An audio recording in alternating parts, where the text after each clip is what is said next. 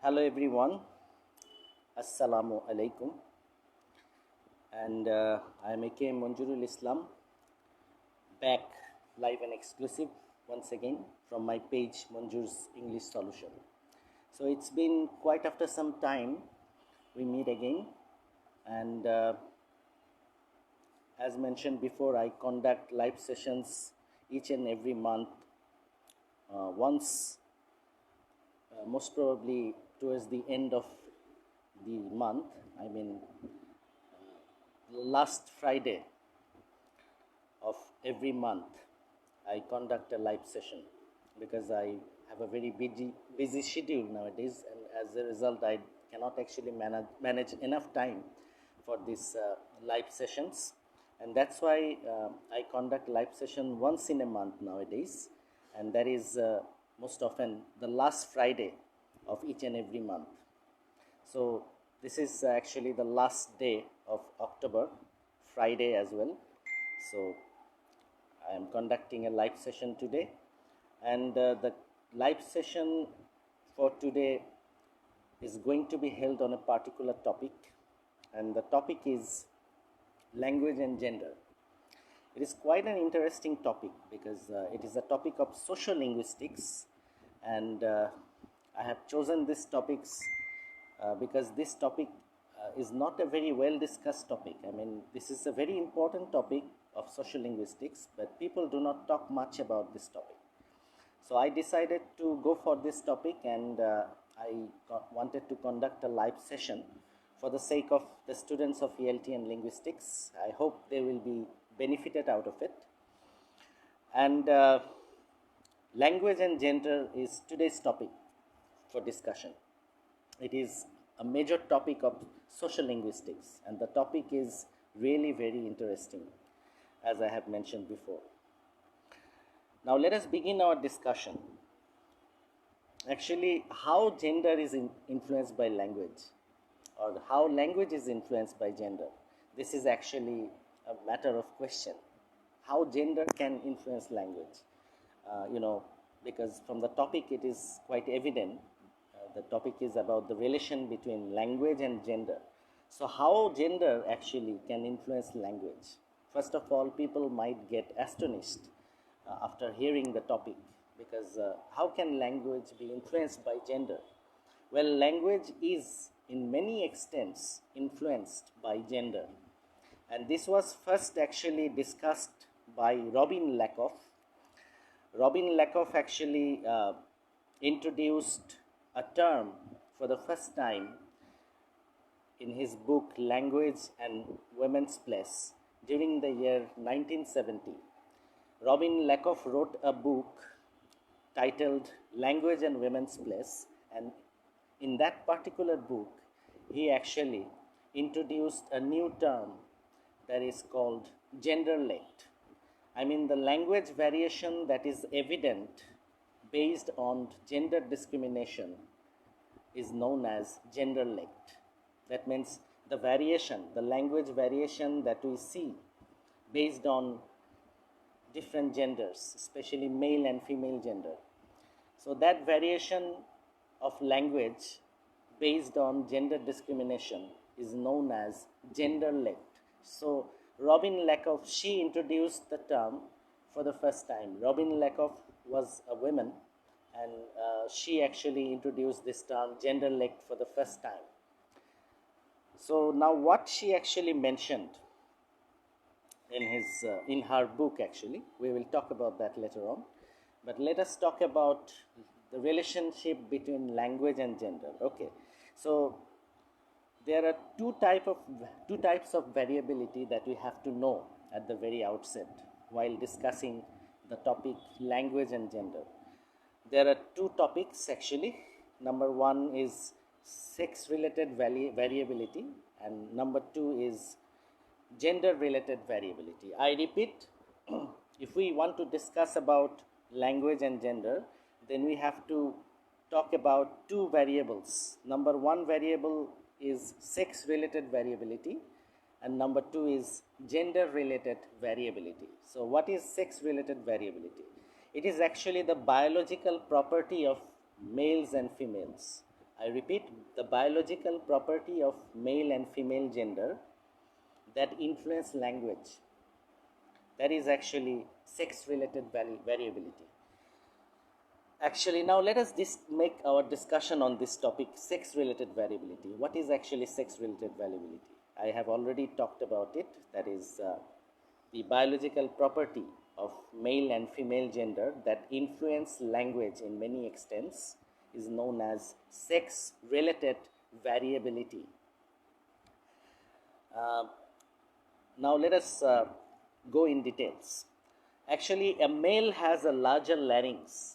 I mean, a male, a man actually, a masculine gender, a man has larger larynx than a female has.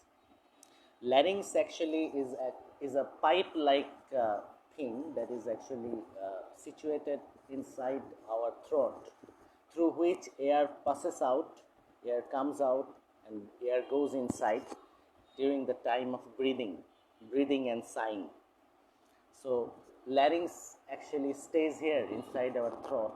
It is actually like a long pipe through which air passes during the time of breathing and sighing. So I hope you understand what larynx is. So men actually have larger larynx than females. A male has larynx which is 17 to 24 millimeter, and a female on the other hand has a smaller larynx than men. They have larynx that actually is 13 to 17 millimeter.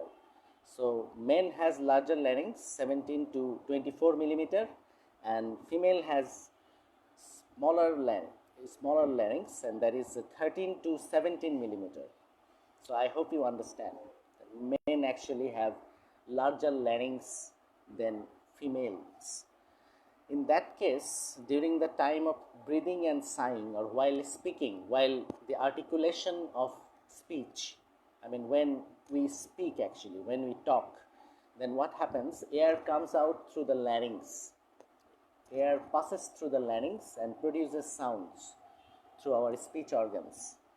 So now, during the time of, as I have already mentioned, men have larger larynx and it is quite lengthy and it is quite spacious. But in case of female, they have a smaller larynx and that is congested. That is not so spacious like males. And as a result, when air comes out through the larynx during the time of articulation or sound or speech production, what actually happens, in case of men, air actually comes out quite easily and it doesn't have enough clash inside the larynx, because air can easily come out, as men have larger larynx and their larynx is quite spacious, quite wider, and in that case air can easily come out and it doesn't have enough clash with each other. And that's why when a female produces sounds, as their larynx is smaller and it is congested, so during the time of speech production or articulation of speech sounds, the air actually clashes with each other a lot, because the passage is quite narrow. In case of women, the larynx is smaller and the passage is quite smaller, and in that case air actually clashes with each other a lot and it produces vicious sounds. That means men actually produce smaller sounds than females actually. It is actually the biological property, and that's why if you actually see, if you keep 50 male students in one place and 50 female students in other place, and if you now tell them to speak with each other, what will happen? From the female side, sounds will be much more louder than the males, because females, as I have already told, during the time of their speech production, air comes out through a very narrow gap and it clashes with each other a lot. During the time of speech production, when air comes through the larynx, in case of women, the air clashes with each other a lot, and as the passage is narrow, it produces a lot of sound. So, from the female side, sounds will be much more louder than the male side. I hope you understand. So, the frequency of a female speech is 120 to 400 hertz, and on the other hand, a male speech is only 80 to 200 hertz. So, females can make larger noise, larger sounds than male. I hope you understand. And that's why women, they have a very larger voice, high voice. Their frequency is greater because frequency is the pitch or frequency of the vibration of vocal cords, because during the time of the articulation of speech, when air comes out through the larynx, it passes through vocal cord, and there is two cords here in the vocal cord, and it vibrates while air comes out through the larynx. So the vibration of the vocal cord is known as pitch, P-I-T-C-H. So in case of females, the pitch is 120 to 400 hertz, but in case of males, the pitch is only 80 to 200 hertz. So now I hope you understand why females have larger voice than the males. So they actually can produce louder sounds than males. I hope you understand. So this is the sex related variability, which is actually based on the biological property of males and females. Now let us talk about the main thing, the main point of discussion, gender related variability. So this is actually evident in some research, how actually gender discrimination influence language production. Now let's see. Women are less straightforward than men while answering a question. I repeat, women are less straightforward than men while answering a question. When you ask women a question, they do not actually, most often, they do not give direct answer. They give answers in a very roundabout way. And that's why in case of making love proposal, when you make love proposal to a woman, what happens, the answer that she provides, it is quite ambiguous. And that's why many boys actually misunderstand it. They cannot actually get the real answer from them. They actually provide roundabout answer. This is not in case of marriage or love proposal. It is in case of everything. Women are less straightforward than men in case of answering questions. So men actually provide direct answers in most cases, but women, they do not give direct answers. Rather, they prefer roundabout way. So now let us move on to the next next point. These are all outcome of research, how actually gender influence language. Women give detailed description of a question. I repeat, women give detailed description to a question. If you ask women a question, they will give detailed answer. Suppose if you ask a man, have you had your dinner? He will only reply yes or no. But in case of women, she will not only reply yes or no, rather she will give detailed description like what she has taken for meal and what were the food items, was those food items delicious or not delicious. She will give detailed answer of all these questions because this is the nature of women. This is evident in research. I am not actually exaggerating anything. These are the outcomes of research, and this is how language is influenced by gender. And another point is women talk more, men talk less. Yes, women are chatterbox. They are talkative. They actually love to talk. But in case of men, they actually remain straightforward in case of answering questions, and they are quite grave. They actually do not talk much, most of the men, but women talk more than men do.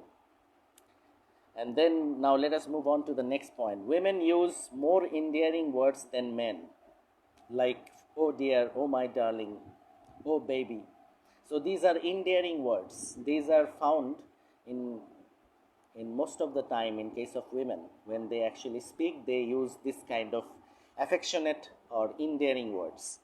Words that show affection, because women actually by born they have got the maternal instinct, and This is quite natural. They are more affectionate, caring, and more kind than men are.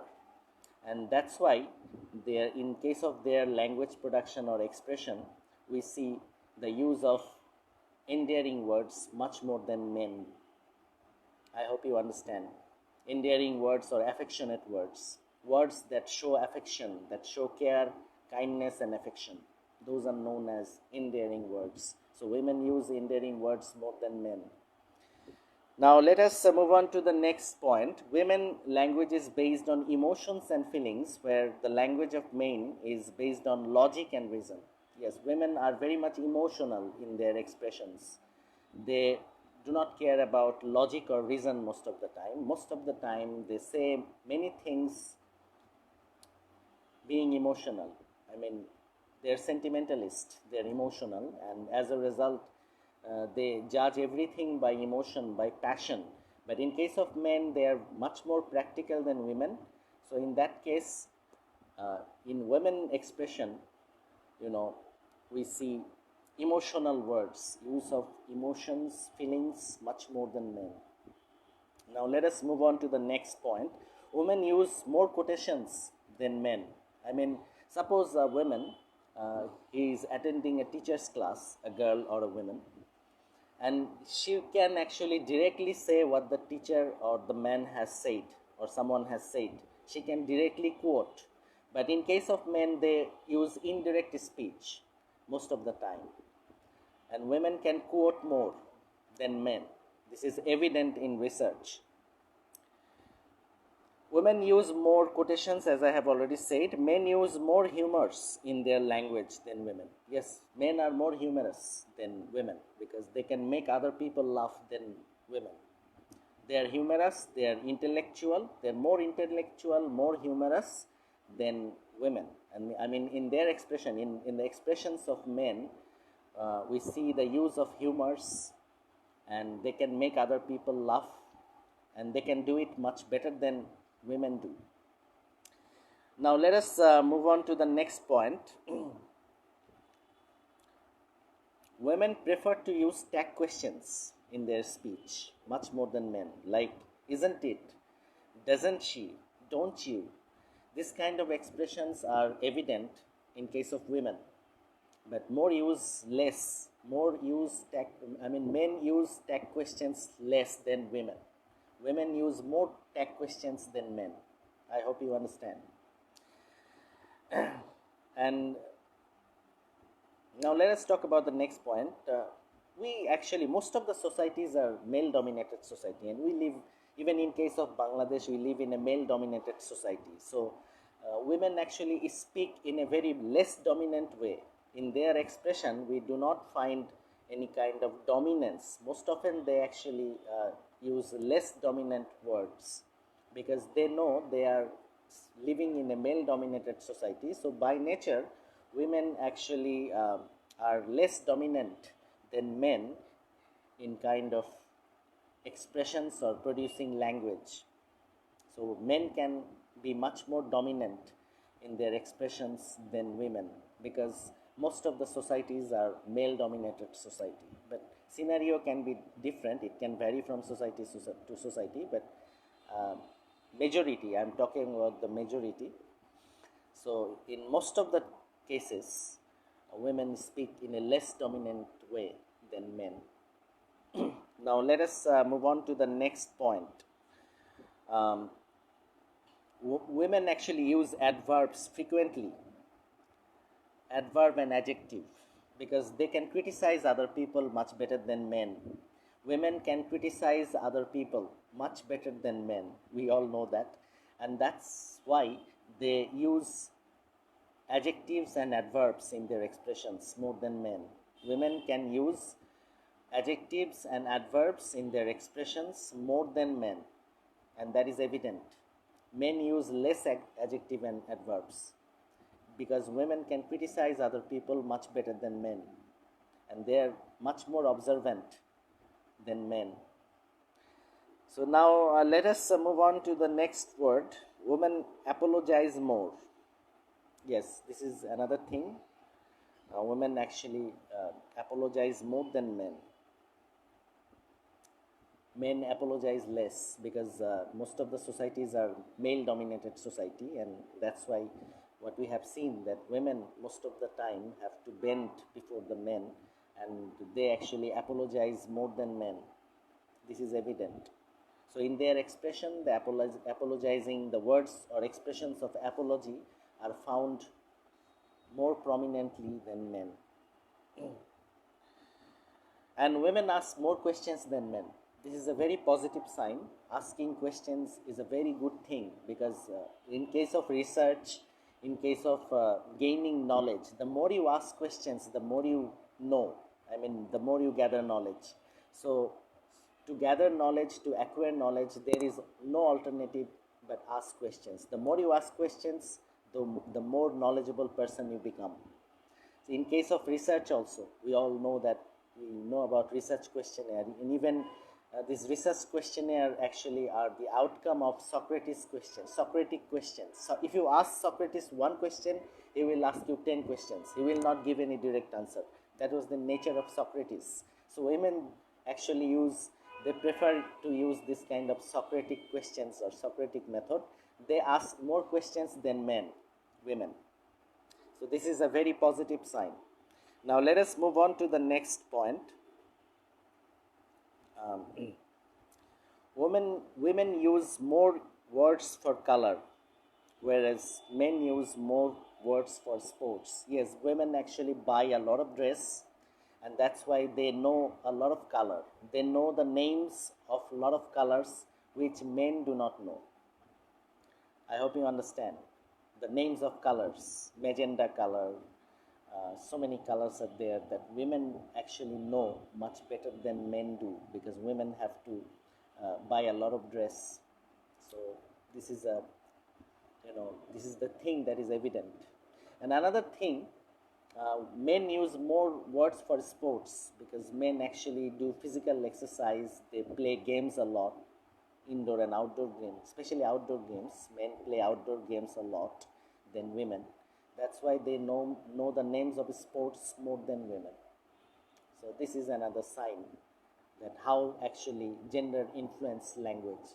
So these are the major points that I have discussed. I hope now you have got the point. This is how language is influenced by gender discrimination. And the language variation that we see based on gender discrimination is known as genderlect. And this term was first introduced by Robin Lakoff.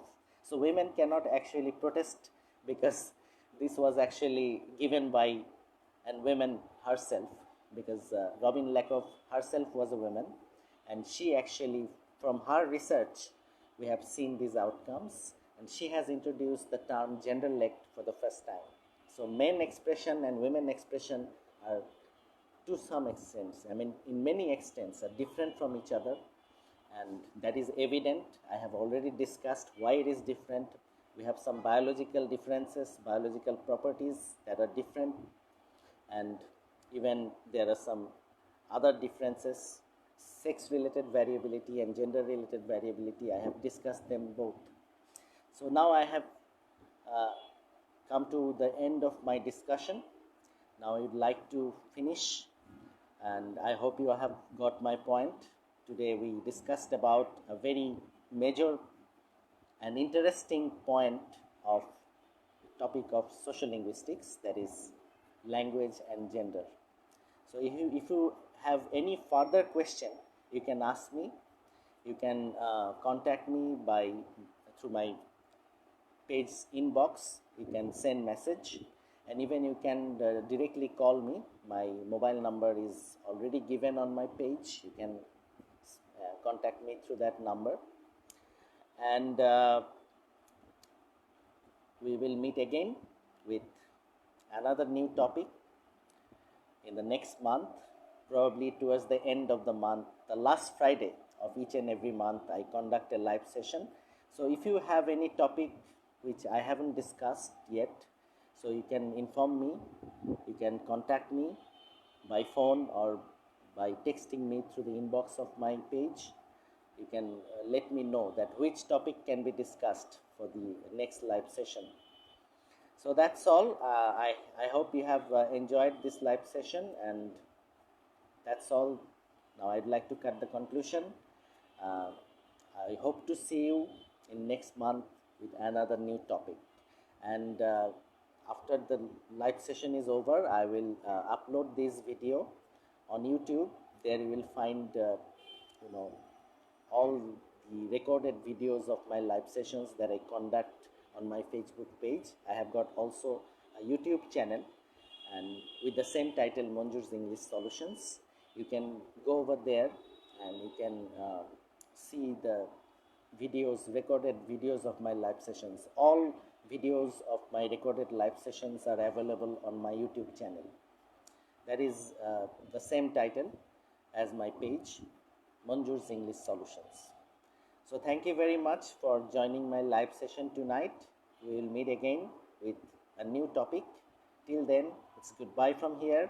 Good night. Take care. Thank you very much.